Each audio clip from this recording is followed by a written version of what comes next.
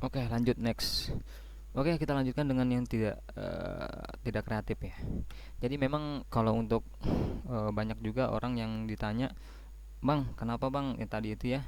Bang, kenapa tidak merubah sistemnya itu pakai gerobak, tidak sistem online gitu, setiap pesanan baru dikirim segala macam." Bukan itu masalahnya ternyata. Memang sistem konvensional ini udah dipertahankan sampai sekarang. Ini memang punya cara yang berbeda ya.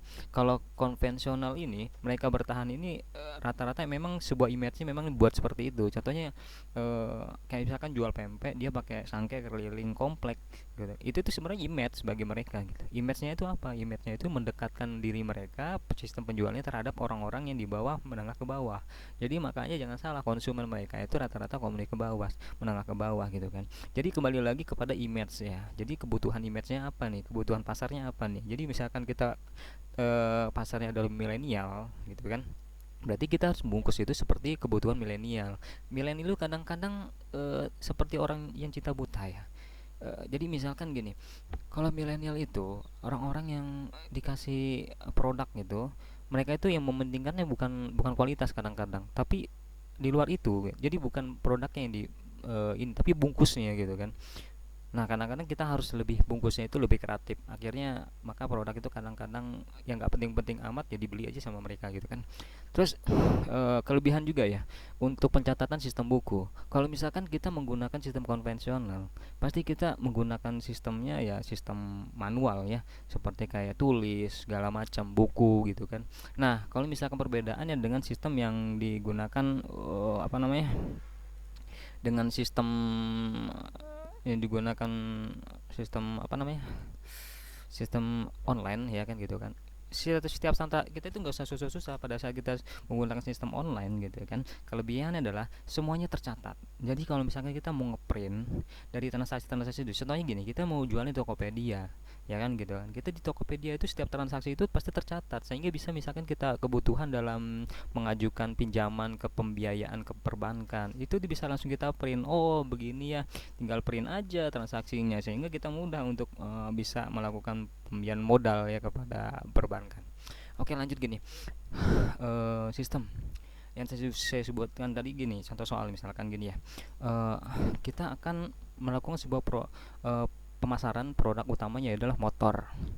Oke, motor itu adalah produk utamanya ya. Sebenarnya produk utama adalah motor.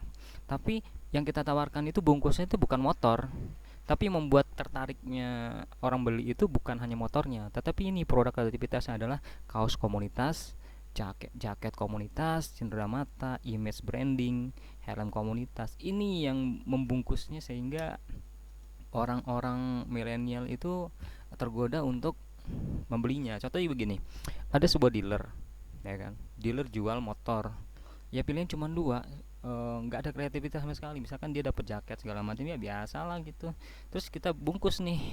Misalkan kita punya sebuah komunitas ya, komunitas misalkan komunitas eh, motor motor Bandung misalkan gitu kan, komunitas keren Bandor Bandung misalkan gitu kan. Nah itu kan komunitas itu misalkan keren nih, menyatakan bahwa saya orang Bandung nih bawa motor ini, kita bikin jaket gitu kan. Berarti kita jual motor, kita dapat semuanya pakai komunitas tulisan itu kan, jaket motor Bandung, jaket komunitas Bandung, cendera matanya juga, gantungan kuncinya juga tertulisan seperti itu, image brandingnya diangkat kan seperti itu.